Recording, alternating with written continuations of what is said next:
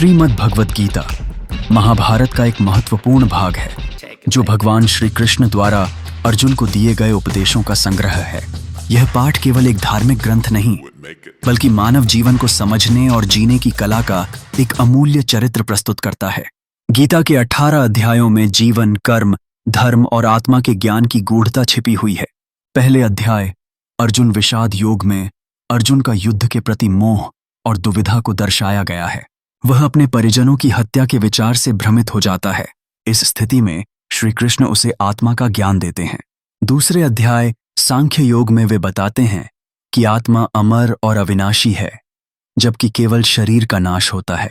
आगे कर्म योग में अपेक्षाएं छोड़कर निष्काम कर्म करने की सलाह दी जाती है जिसके अनुसार व्यक्ति को अपने कर्तव्यों का पालन करते हुए फल की चिंता नहीं करनी चाहिए।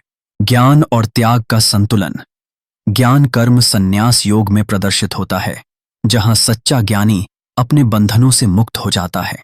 ध्यान और संयम की शक्ति ध्यान योग में बताई गई है जिसमें मन को शांत कर ईश्वर में स्थिर होने की प्रेरणा दी गई है।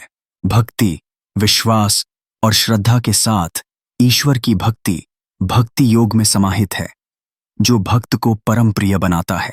विभूति योग में भगवान अपनी दिव्य शक्तियों का वर्णन करते हैं जैसे सूर्य और हिमालय। विश्व रूप दर्शन योग में भगवान अर्जुन को अपना विराट रूप दिखाते हैं जो उनके लिए एक स्तब्ध करने वाला अनुभव होता है। अंत में मोक्ष संन्यास योग में भगवान कहते हैं कि सब धर्मों को त्याग कर उनकी शरण में आने से व्यक्ति सभी पापों से मुक्त हो सकता है। श्रीमद् भगवद गीता का अंतिम संदेश स्पष्ट है। कर्म करो, फल की चिंता मत करो। असली पहचान आत्मा की है क्योंकि यह नश्वर शरीर से परे है। भक्ति, ज्ञान और कर्म यही मोक्ष का मार्ग है। इस शाश्वत गीता का अध्ययन और समझ हर मानव को जीवन के गूढ़ रहस्यों को समझने में सहायता करती है।